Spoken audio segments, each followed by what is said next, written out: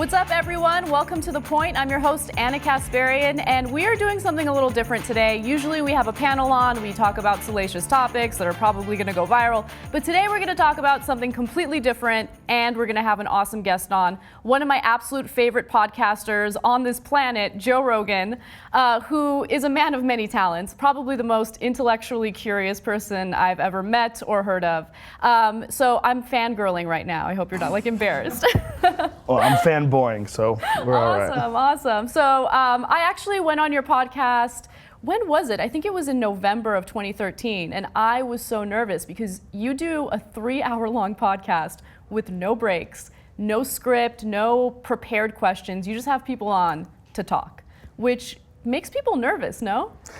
I don't think so. I mean, I would hope they don't get nervous. I got nervous. But it ended up being completely fine. But here's the thing. If you are not genuine with your audience as like a public figure or something, and you go on your show, or if that person goes on your show, damn, like you will be outed quickly. Yeah, you can only BS for so long. It's tough to, you could BS for like a 7-minute segment on the Tonight Show or something along those lines.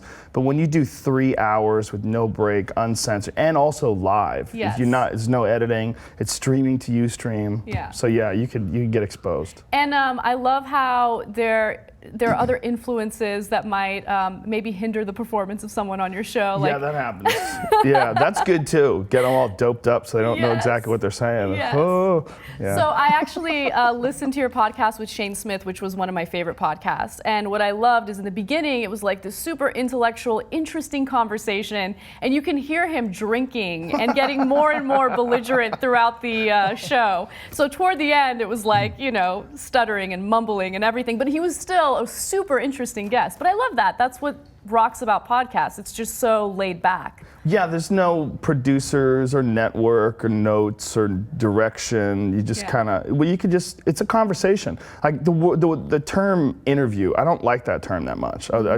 I like listening to interesting people talk. Yep. And I think that a conversation is really where it's at. And Shane and I have had some pretty wild ones. Mm-hmm. Shane and I got blackout drunk once. I mean, blackout drunk to the point where I called his friend and I was screaming and yelling at his friend and telling him I loved him or something like that. I literally to this day don't remember it. Yeah. But everybody's like, it was so fucked up when you called Shane's friend. I was like, what are you talking about? I called Shane's friend? Like I literally didn't even remember calling him. But I think that's the reason why your podcast is so popular, and I think that's also the reason why there's like widespread appeal to a show like the Young Turks, because there is no script, you're allowed to be yourself, and we're not fucking perfect, we're not robots. You watch CNN, MSNBC, Fox News, whatever it is, any type of traditional media outlet, and you see robots reading a script, and I think with new media, people are just themselves, and there's something really appealing to that. Yeah, because you know that those people, those robots, aren't really robots. They're just acting like robots on that show. It's like, who the fuck are you for real? Yeah. Anderson Cooper, giggling at vaginas. What's going on, sir? Exactly. You know what I mean? It's like everyone has their pro game face on, and that pro face is weird. If you had that guy or not Anderson, he's great. I'm not picking on him. But anybody, if you had them over your house and they were talking to you like this, you'd be like, get that fucking weirdo out of my kitchen. This is too strange to have some person talking like fake and professional. And I think that the fake and professional way of talking, and especially like politically, I think it's on the way out. I think slowly but surely. I think Obama is the least fake and professional president that we've ever had. Like he's the most, he lets you behind the curtain more than any of them. But he still gives those speeches where he has these big pauses that don't make sense. Yes. And if you were talking to a person and they did that to you, you'd be weirded out. So, in terms of politics, I definitely have my issues with Obama. But the one thing that I will say that I favor Bush for compared to Obama is his speech delivery. So you watch Obama give a speech, right? And it's like you're watching your college professor, the most monotonous college professor on the planet. Even if he's saying something super interesting and important, you can't stay awake because of those long pauses and because of the fact that he's trying to seem as though he is that robot, right? But with Bush, even though he was a fucking moron, he was entertaining. Like he was definitely more interesting to watch than Obama was. And it was because he had that personal element. That's why a lot of people voted for him. him. He was the guy that people wanted to have a beer with. I'm not saying that that was a good reason to vote for him, but he was more personable. And I think Obama kind of lacks that element. Yeah, I think rather than being a moron, I think what really was going on with Bush was that he never had to work hard. I think that he is one of those guys that his dad was, Herbert Walker Bush, the big Bush, and he kind of grew up this privileged child, and he failed his way to the top, and then all of a sudden he was the president. He didn't develop character. He didn't really understand like how to rise to the occasion, dealing with the pressure. He's just a different kind of a person, and I think it's an interesting character study more than anything, because I think he's the first like silver spoon president, and because of that, he was just, I don't know if he was dumb as much as he didn't try hard. Yeah, he didn't have to try hard. That's actually a really great point. Growing up, I certainly wasn't dirt poor, but my family definitely struggled. There were moments when I realized that I was in a lower class than other classmates and other peers, and I think back at that, and I'm really thankful for it. There was a point where my family couldn't even afford meat, and I remember as a kid asking my mom, like, Mom, the other kids always have sandwiches with meat in it, like how come we don't have meat? And she was like, oh, we're trying to eat healthy. And later on I found out we just couldn't afford it, right? And I'm grateful for those experiences because it does force you to rise to the occasion and work hard and like build a better life for yourself. So I don't know, I don't know where I'm going to be financially when I have kids, but I'm going to make them think they're poor. Right? I do have kids, and my kids know we're not poor, so I don't know what to do. Yeah, it's but I know give them meat in their sandwiches, and they'll be like, "What happened to the meat?" Yeah, I see what you're saying though. That adversity builds character, and But I think that if you communicate with children, you kind of explain to them what's going on. I think there's some benefit to that. I don't know if you can recreate real actual poverty. I think real actual poverty, there's a lot of lessons to be learned in it, but I don't know if that's the only way to develop character. I think there's probably other ways to do it. Yeah, I mean, even if you are in a higher socioeconomic status, you can make your kids work for certain things. Don't hand them everything on a silver platter.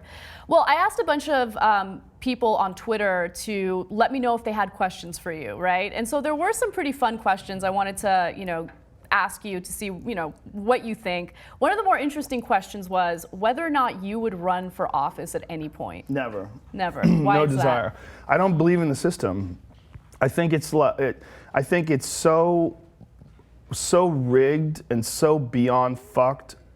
I don't see any point in participating in what I think is it's built on unfixable bullshit. I mean, unless there's some sort of a complete radical restructuring of how money is involved in politics and how what the influence that corporations have on politicians, I just don't see any point. I really don't. I don't think it can be fixed. I don't know if you heard about a Democratic candidate in Georgia. She's a senatorial candidate by the name of Michelle Nunn. But the National Review got a hold of her campaign memo, and it kind of highlights exactly what she's supposed to do to win. And about 90%, 80 to 90% of her activities are based on fundraising. So what you're saying about campaign donations and corporate interests and corporate influence is absolutely right.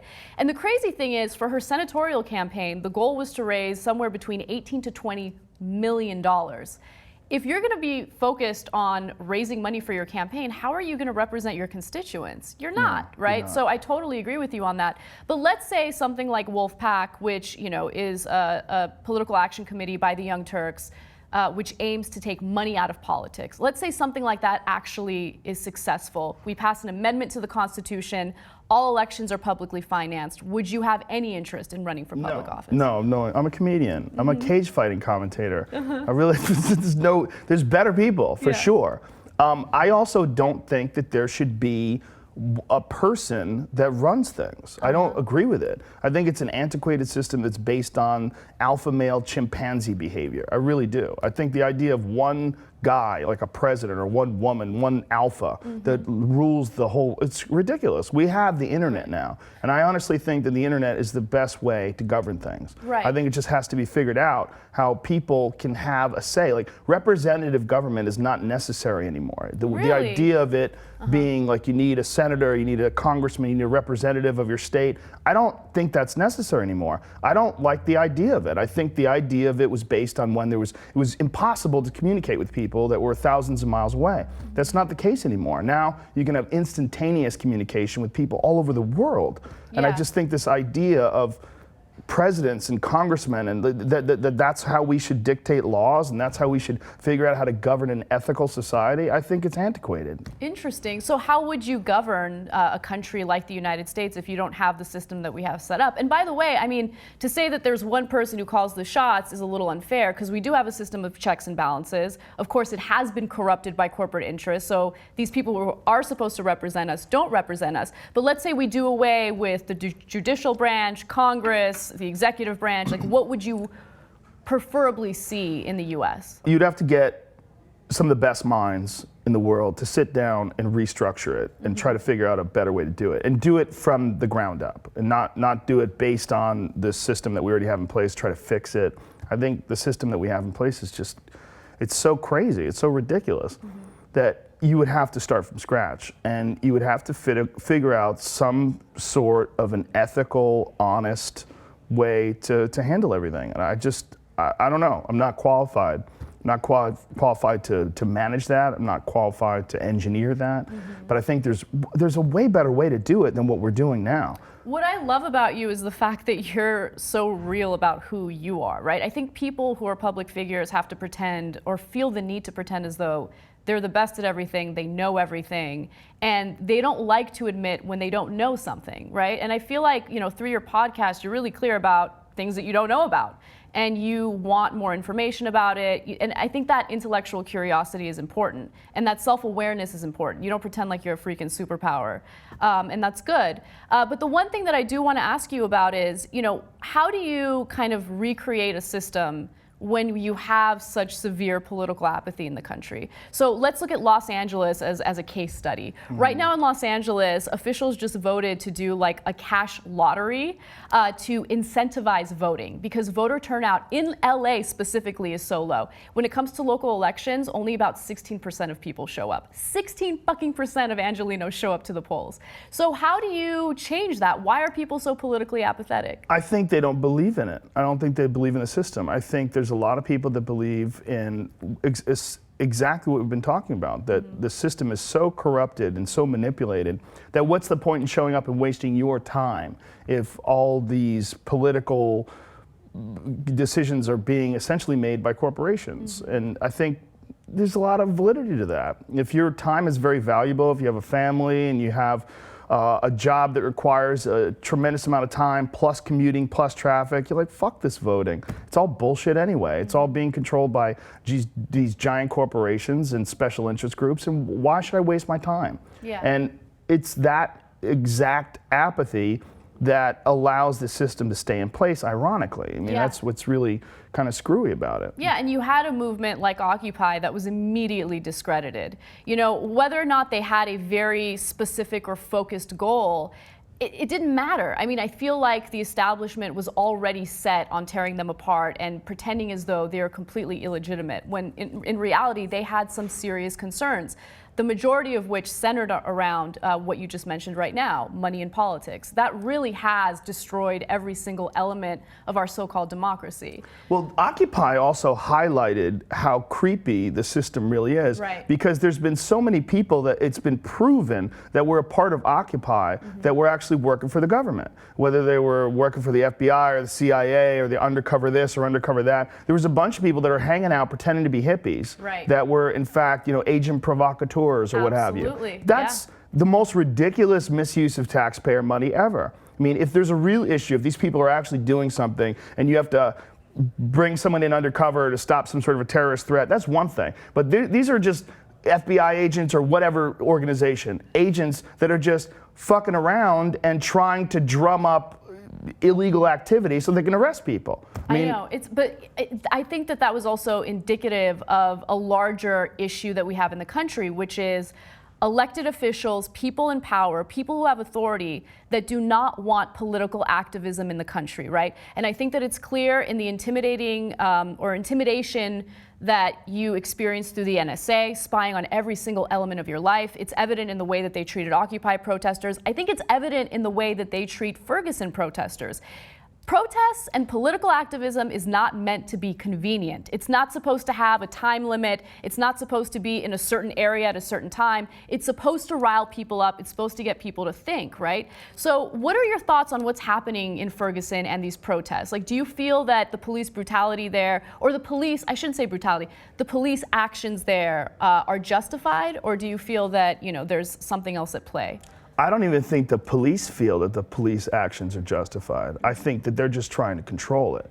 I mean, I think if you could take an individual officer outside of the stress of the situation and, you know, have them calm in some sort of a relaxed state and ask them, do you think it's okay to shoot tear gas at peaceful people? You know, what exactly is going on that you feel the need to? I mean, isn't tear gas like against the Geneva Convention? And you can fucking shoot it at people that are just citizens that are in the crowd? I think whenever you have a situation where you have large groups of people that are gathering and small groups of people that are trying to control those large groups of people, the cops, you're gonna have chaos. You know, one group is armed, one group isn't. The smaller group is armed, the larger group is, you know, screaming and yelling shit at them. I've seen some insane videos. I've seen some videos of people, you know, saying, hey, you know, fuck these cops, and the cops point guns at them, get the fuck out of here. Like, that's crazy. Like, that cop, whoever that cop is that did that, that guy should be in jail. I mean, that's not just fire him, you should be in fucking jail. You're pointing a gun at someone who is upset at what's going on, and what are you gonna shoot them? Is that what you're gonna do? You're gonna kill them because you don't like what they're saying? Like, that's insanely un-American. What's incredible, though, is I feel like local police enforcement throughout the country are kind of befuddled at the reason or the fact that people don't trust them anymore. And they fail to kind of reflect on the way that they treat their own citizens, right? You treat them with brutality, you treat them with excessive force, you try to justify shooting unarmed individuals. They might have charged at you, they might have done something violent, but you also have non-lethal weapons at your disposal. You have tasers, you have batons, you have ways of controlling a situation. And at this point, it feels as though the police use deadly force immediately. They don't ask any questions. They do it, and then they ask the questions later. And do you feel that that's a symptom of, you know, militarizing our police force, or do you think that there's something else going on? I think psychologically, first of all, the job of being a police officer is insanely difficult. And the people that are doing this job are just regular folks. It's not like they've gone through this intense battery of psychological exams. They've risen to the top. They've taken all these challenges, and we found the best of the best. I mean, these aren't Navy SEALs. These aren't Green Berets. These aren't the elite of the elite. They're people. They're regular people. And psychologically, the amount of stress that they're under on a daily basis is insane. Paying someone X amount of dollars per year and putting a badge on them and a bulletproof vest and send them out there and having everyone they deal with all day lie to them. Everyone they deal with is committing a crime. Everyone they deal with is bullshitting them. Everyone they deal with is distrusting them. That's a crazy job. And it's a job that it fosters this us versus them mentality. And it's a very difficult psychological conundrum that most people are not qualified to handle. I have a lot of friends that are cops. A lot of friends from martial arts that I know are cops, and they're good people. There's a lot of good cops. So I get upset when someone says, you know, the cops are doing this, the cops are doing that. How many cops are actually doing it? If you have 1 million cops and one guy shoots someone, you got an issue. But is it an issue with cops, or is it an issue with one person that's not qualified to handle the stress of that position? And then you find out, well, how difficult is it to hire police officers? It's fucking really hard. It's hard. I mean, you see the posters in LA, the billboards, they're trying to recruit cops all the time. People don't want to be cops. So, like, what do we have laws, we need them to be enforced, we want people to be safe, we want to be able to, like, remember that North Hollywood shootout thing? If some shit like that goes down, and you want to be able to call people in to save people, to help people, if something really fucking crazy goes down like that, you need police officers. So who do you hire, and how do you do it? It's another sign that our entire system of government, from law enforcement to the way we establish laws, it's archaic. Yeah. I mean, we're basically, look, I'm fond of breaking down generations because, you know, I have children now, and I try very hard to raise my children differently than my parents raised me. And my parents didn't do a bad job, but my parents were essentially raised by savages. My grandparents came over on fucking rafts from Italy and Ireland. They were animals. They didn't even have a YouTube video to watch. They came over here they and they immediately, it out themselves. It's crazy. yeah, they immediately started shitting out kids, and they're animals, you know, and they've raised children, and those children raised me, and now I'm raising children. Yeah. And I think a lot of what we're dealing with when we're dealing with human beings, whether it's human beings that are in law enforcement, human beings that are in politics, is people that were, their psychology was engineered in a very shitty way. And it's all about sort of making up for all these problems once you're an adult, trying to reconnect and figure things out through therapy and, you know, psychological profiling, and trying to patch up all the errors that were established from your developmental period. And I think that's not just a problem with humans, it's a problem with our entire society. You know, that we're engineered by shitheads.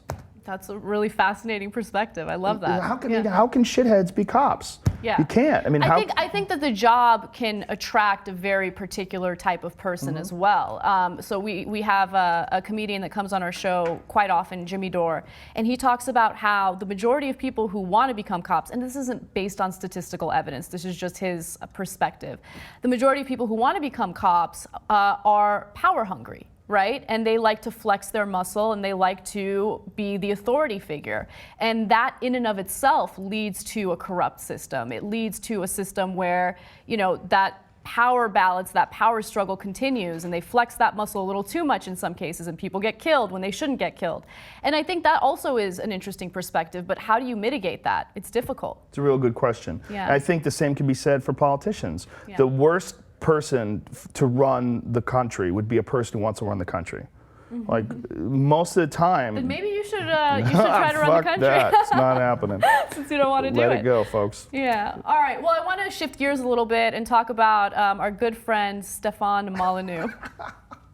So I had no idea who Molyneux was until I did this video responding to Adam Carolla. So Adam Carolla considers himself a conservative, and he didn't understand why conservative had become a pejorative, right? So we don't match up in politics, but I felt as though, you know, it was a friendly response. I don't dislike Adam Carolla. I think he's a funny guy, but look, you debate about politics. You know, you're a public figure, go out there, share your ideas, you learn from one another. It is what it is. Molyneux took offense, even though he himself doesn't consider himself a conservative, right?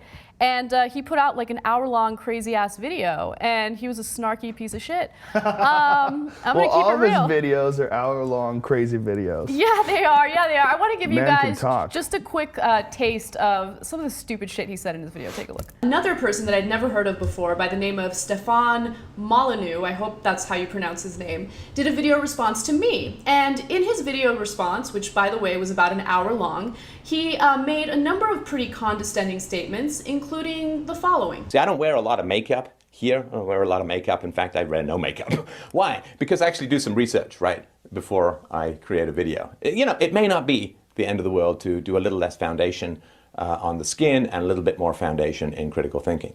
No, it was, okay, so that's just like one tiny little piece of it, but it was an hour-long video. He made little statements here and there that were similar to that.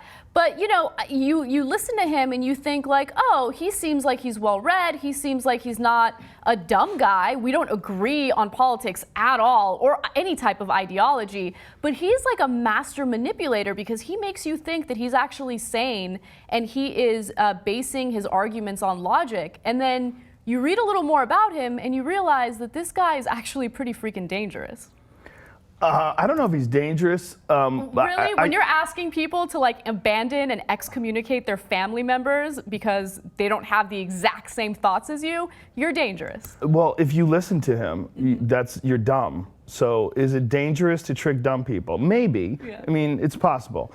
I think it's fascinating, though, that he puts out, look, this is what happened. Adam Carolla puts out this long rant. Yeah. And then you do a video response to Adam Carolla's rant. Yes. And then he does a video response to you doing a video response to Adam Carolla's rant. And then you do a video response to him doing a video response to Adam Carolla's rant. And then we sit down and we talk about it.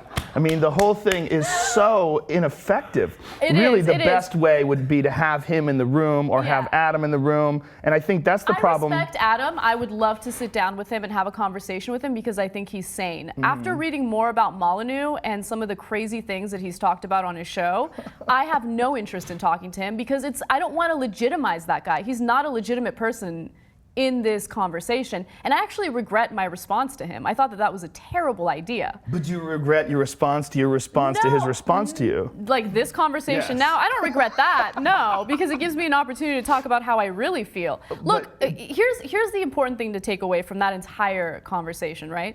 No one is perfect. No one is a genius who knows every single little thing in the world, right? So the difference between me and Molyneux is I'm not going to sit here and pretend as though I'm the most brilliant person who's absolutely right about everything and I'm the most knowledgeable. He does his show acting as if he's like the authority figure on every single topic. Like he is so well read and he knows everything. And I mean, when you talk about his fiscal policy and his obsession with anarchy, really anarchy? You want to get rid of every type of fucking law. And then he talks about copyright, how copyright laws are ridiculous. That motherfucker goes around doing copyright violations on other people's YouTube videos. What happened to intellectual property, bitch? Right? You don't like intellectual property, right? Why are you going and putting strikes on other people's YouTube videos? He doesn't even believe the bullshit that he preaches. It's crazy. Well, is it possible that let's put it this way. If he does this for profit, and he does, what would be the best way to increase your profit? To get people to talk about you? What's the best way to get people to talk about you? To troll. How do you troll? Well, you troll by taking a video response to Ana, video responding to Adam, and you talk shit about her so that she goes fucking crazy, and then that gets more people paying attention. And here we are talking more about it. I know, he's a master manipulator. You won, Molyneux. You fucking won. We're talking about you, dude. We're talking about you. And look, it is what it is. I think that it's an interesting case. He's a fascinating guy in the way that he gets people to really, really believe in what he's saying. And the people that believe in him fucking believe in him. Like, they will come after your ass if you say anything negative. It's a very poor way to go over ideas. This echo chamber of doing things in a YouTube video. Yes. I think it's a very interesting way to get out your own thoughts, but it's a very poor way to debate ideas. It's essentially like sending messages through a carrier pigeon. Like, I'll send you a message and then you send it back. Well, fuck you, I'm gonna write this and send it back. It's like a lot of what happens in these videos where people disagree about things, he says a lot of things you wouldn't be able to say if someone was in the room with you that knew better. Yep. You know what I'm saying? Yeah. And I feel like you really called him out when it came to, like, there was a discussion that you guys had when he was on your show about relationships and the importance of having a father in a child's life, which I agree with. It's important to have both figures in a child's life, right? And he said something about how the majority of relationships are destroyed because of the woman. He was very clear about that, right? And then you kind of countered it by saying, well, is it because the women are the ones that file the divorces or file for divorce because the dude is being a douche, right? So you were really trying to balance out that conversation, but he seemed really resistant to that argument, almost as if in all cases the woman is the one who's wrong. He said something like, men propose, women dispose. Do you remember that? Yeah, well, he's got some very weird ideas about women. And one of the weirder ones was brought up during that kid from Santa Barbara, the murderer. What the fuck is his name? We actually didn't report his name on the show because a lot of these shooters honestly do it because of the celebrity involved in it, which is sick. And his take was that women create these monsters because they have sex with assholes and they have babies with assholes, and if women stopped mating with assholes, this would stop taking place, and that it's the women's ultimate choice because they're gatekeepers. which I find unbelievably fascinating. So if only women had sex with people they didn't want to have sex with, all of a sudden society will be better, and crazy ass people who have mental illnesses wouldn't go on shooting But rampages. then you're saying that women only want to have sex with assholes, and you're agreeing with him. No, in a I don't certain agree way. with him, obviously. I have sex with people who are not assholes. I have sex with people that I want to have sex with, That right? sounds good. Yeah. Like a good move. It is a good move, right? I would You're in give favor of that. Thumbs up. Yes. Yeah, I mean, you can't say that, first of all, because everyone knows that people aren't entirely honest when they first meet. Right. Like the vast majority, it's probably 60, 70% of people put on some bullshit act when they go on dates, you know? And people bullshit like deep into marriages. You find out that someone I have a friend, my friend Eliza Schlesinger, who's a very funny stand-up comic, who told this hysterical story on my podcast. And Eliza is very smart, and she's not the type of person who gets duped very easily. But she dated some guy who they met on a plane. He told her that he was from Yale, and he's got this business, and he's doing this and that, and he owns this house, and blah, blah, blah. They were dating for months. Yep. And as the time went on, she started realizing this guy was full of shit. Like some things didn't add up. Turns out he wasn't from Yale. He said his mom was dying, that he had to take care of his mom. That's why he wasn't staying in his house. His house is being renovated. No, his mom was fine. Like she met his mom. Like his job wasn't what he said it was. He was hundreds of thousands of dollars in debt. If you hear her on my podcast tell the story, it's hilarious, but it's what people do sometimes. There are people out there that are just dishonest. So this idea that if women stop mating with assholes, sometimes you don't know someone's an asshole until you're fucking married to them. That's absolutely true, 100%. Yeah, just going to the whole dating thing, how relieved are you that you're married and you don't have to deal with that bullshit? It's definitely better that way. If you're married to the right person, but if you're married Right. to a fucking crazy person, Yeah. then it's like, oh well, how do I get out of this? I mean, Robin Williams was divorced 3 times. There's another one that Mullen you talked about recently, and he blamed women being addicted to free stuff for why Robin killed himself, which How is. the fuck does he know anything? That's the thing. He's sitting there acting as though, and it goes beyond Molyneux. Molyneux isn't the only one who said stupid shit about the Robin Williams suicide. Rush Limbaugh did. People made a lot of assumptions as to why he took his own life. Right. Are you really going to discount depression? Are you going to discount, the chemical changes and chemical imbalance in someone's brain that leads them to depression? You're going to blame certain people for it? I mean, Limbaugh was talking about how leftist ideology led to Robin Williams killing himself. When you use a suicide to push your fucking political agenda, you are insane. You have no credibility in my book. But Limbaugh's a troll, a professional troll, and so is Molyneux. And he's doing it again. Yeah. You can't, first of all, you absolutely can't blame anyone else for Robin killing himself. Yeah. That's number one, right? And this idea that women being addicted to free stuff and then alimony is the reason why he killed himself. Well, no. First of all, he was depressed. That's one. He had massive addiction problems. That's two. There's all sorts of things that happen to the brain. I mean, if you brought on an addiction expert and they talk to you about substance abuse and the highs and lows and just the neurochemistry involved in the imbalance in the brain when you're pumping chemicals in and then taking those chemicals out, and his career was in a shambles. He had a lot of issues. He had Parkinson's disease. He was recently diagnosed with Parkinson's, and Parkinson's medication has been known to cause suicidal thoughts and depression. So there's a wide variety of issues that could have led, besides the fact that he was financially in debt. But even though he's financially in debt, he had this $30 million house that he was trying to sell. And, it was costing him a lot of money every month, but he still fucking had a $30 million house. I mean, it's like, I don't know how much money he was making. I don't know how much money he had. I don't know how much money he had to give up. Apparently he had to give up a lot of money in divorce. Yeah, and that sucks. It sucks when people have to do that. And I think if there's any law, like the men's rights arguments, there's two that make any sense whatsoever.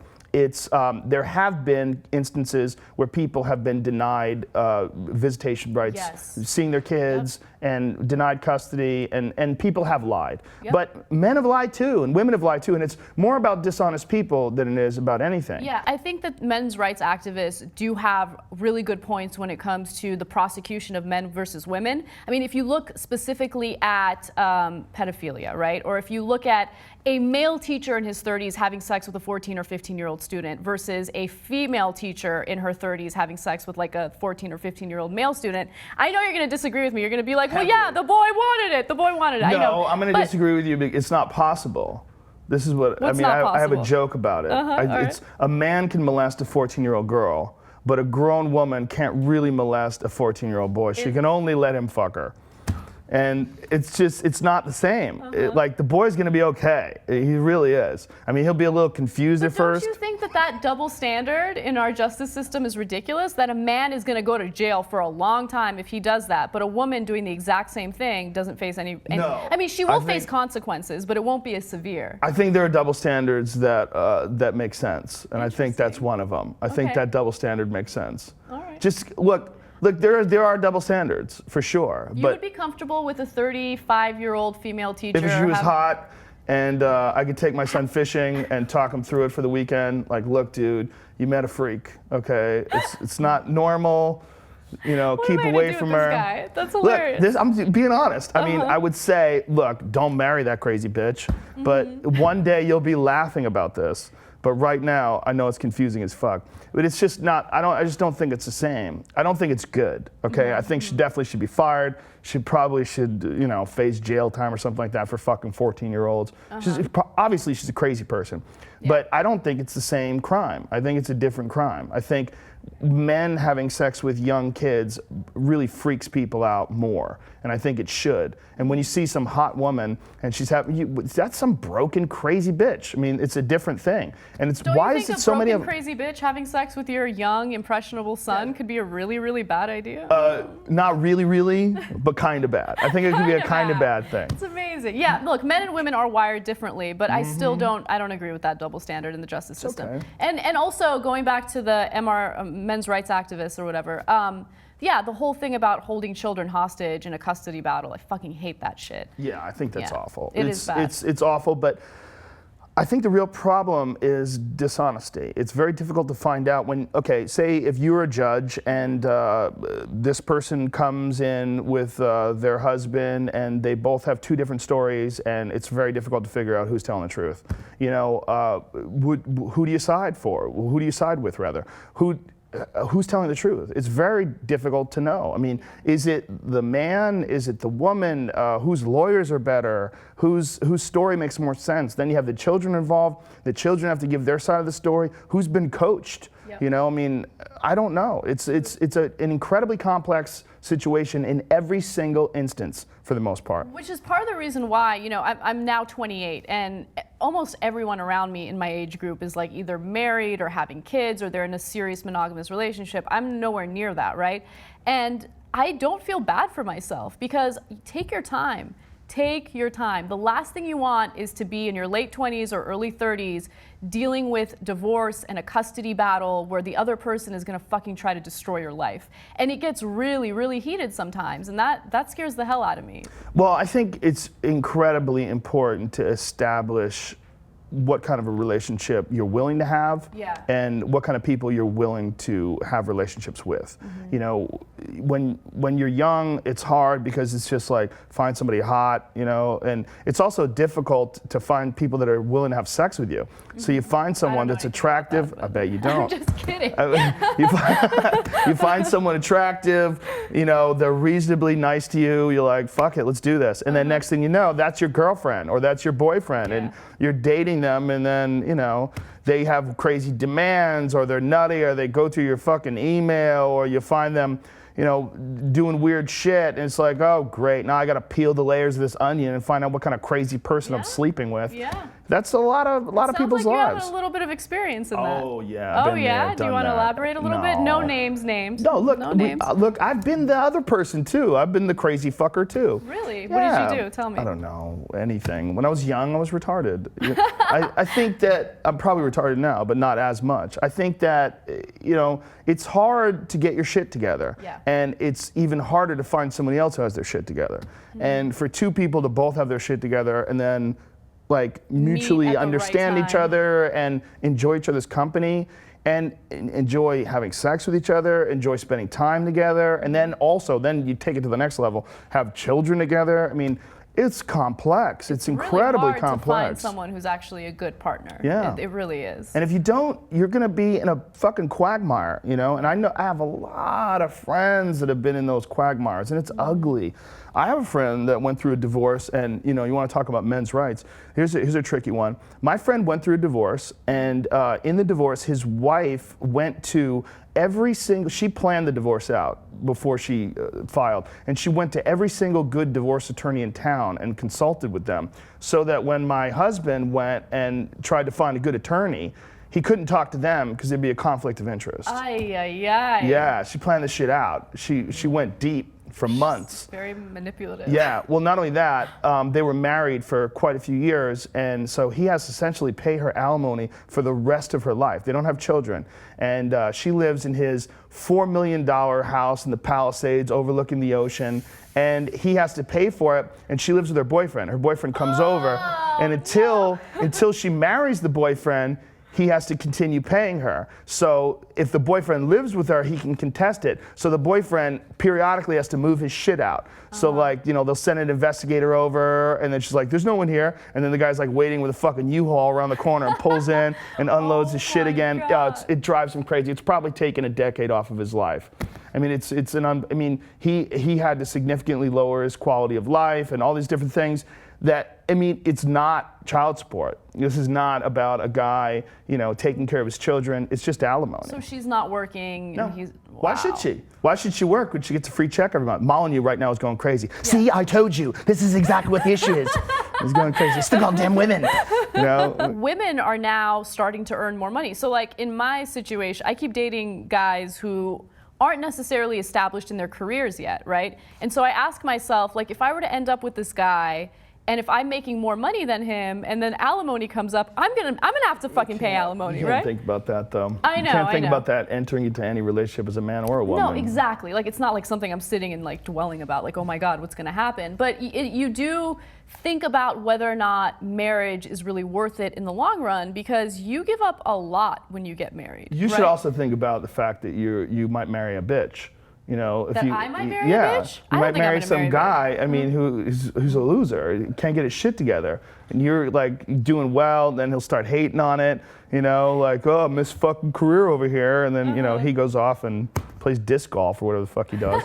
I don't know. You know what I mean? Yeah. It's hard. You're going to have a hard time no matter what. We've talked about this before. We have. You're going to have a hard time. It ate up like half your show. But you're going to have a hard time. Yes. All right, so final thing that I wanted to talk to you about has to do with you calling out Carlos Mencia, which was freaking awesome. Back in 2007, you called out Carlos Mencia because of joke thievery. Plagiarism, yeah. Plagiarism, I think, in every other art form, whether it's music or literature, is taken very seriously. There's lawsuits, people get fired, their careers get destroyed. Are you saying you believe in intellectual property? I believe that if you create something, it is, well, here's what I believe in. This is most important. I believe that anybody that tries to take any of your ideas and pawn them off as their own is a piece of shit. Right. And they should be outed as being a piece of shit. Now, with Mencia, the real problem was like he was profiting off of this and destroying other comedians' careers. So before you continue, we actually have a snippet of that video where you confronted him as he was doing stand-up, and I thought it was... That's not exactly what happened. What exactly happened was, it was at the Comedy Store, and the Comedy Store works, it's a tag team show, which means there's maybe 20 comics in the night, and we each bring up the next guy. Like at the end of the set, I would yell out to the cover booth, who's next? And they'd say, in this case, it was Kurt Fox. I said, all right, Kurt Fox, very funny guy. I go, he's a writer for Carlos Mencia's show, because that's what we called him. We used to call him Mencia. Yes, and so that's fucking hilarious. I bring up Kurt Fox. Kurt Fox goes on stage, and Mencia is in the back of the room. He comes onto the stage, takes the microphone away from Kurt Fox, because this was in the middle of he was on the Mind of Mencia, his career was booming, he was selling out these big arenas, and he was a big star. And he goes, yeah, he talks a lot of shit, but he doesn't have the balls to say that shit to my face, which I thought was hilarious. I'm like, what are you gonna do? You're gonna joke me to death? Like, what? I don't have the balls? Like, this is cute. Hell no. So I just walked right onto the stage, and for the beginning of the conversation, I didn't have a microphone, and he had a microphone. Okay, so let's quickly take a look at the video, and then I want to get some more information. It's so beaten to death. Yeah, let's take a look. If someone steals a riff from a song, that shit's in the news constantly. Motherfuckers steal shit and make it on HBO. They steal shit, they put it on television. What are you saying? Listen, I know you guys saying that you're acting like a little bitch. No, you're not saying that. Yes. You're agreeing with me, motherfucker. They're not agreeing with you. They don't even know what the fuck I do. They don't even know what the fuck I do. Why would it matter to you? Why the fuck would it matter? You're Why would it matter to you? Why would it matter to you? Just admitting that No, you're a fucking thief. that's just showing to you that your interest in me My interest is in you fucking you're retarded. For my friends. No, not from your fucking friends. Damn, that got pretty heated. Yeah, it got heated, but it didn't get physical. Of course it didn't get physical. We would have known. There would have been like media reports on that. Well, it was a bad scene because look, throughout the history of comedy, there have been people that have stolen material from other comics, and it's a horrible situation when an established comedian steals from a guy who's coming up, because it takes, like, say if you have a bit, say if you write a bit on cameras, whatever the fuck the bit is on. A bit takes a long time to develop. They're ideas, you take them on stage, you have to figure out the right way to set it up, you sit in front of your computer pulling your fucking hair out, you bang things back and forth, and you shift them around, you try it this way, you try it that way, and it takes a long time to come to fruition. You plant that seed and you water it every time you go on stage. This asshole used to come along and take these fully developed plants, pull them, and then pass them off as his own. And in full knowledge of agents, in full knowledge of the clubs, in full knowledge of producers and executives, everyone knew what the fuck he was doing. It wasn't a secret. It wasn't, the only way to stop him from doing that was to make a video like this. Yeah. It was the only way. And what happened? What was the aftermath? He's gone. Yep. I mean, that's the aftermath. I mean, where is he? You I mean, destroyed the you can man's still career. find him if you go looking. You can find him at a comedy club somewhere. But no one takes him seriously as an artist anymore. No, I love that you called him out, and that's a difficult position to put yourself in, because there are people there to see him, his fans. But they weren't. He wasn't even supposed to be on stage that night. Oh, really? No, he was just there at the club, probably stealing material. He's probably hanging out in the back of the room watching comics, which he used to do. He used to, like, sit in the back of the room, watch comedians, and then wind up doing their shit on television. So I'm going to ask you a controversial question.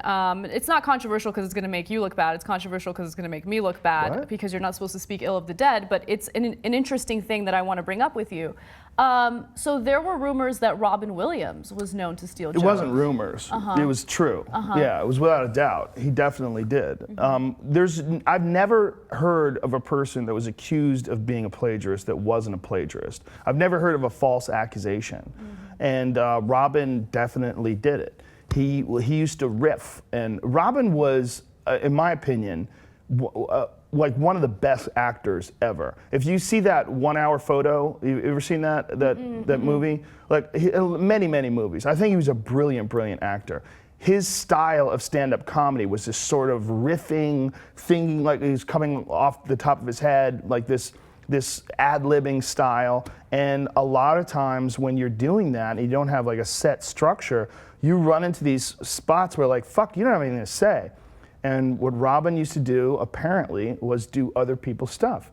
And, you know, I know guys that he did it too, you know? My friend Steve Pearl, a guy used to go to the Comedy Store all the time. He did it to Kinnison. He did it to a bunch of different comics. Is it a bad thing? Yeah, it's a terrible thing. I mean, Robin was known for, like, writing checks for people that you know, he stole jokes from. It's terrible.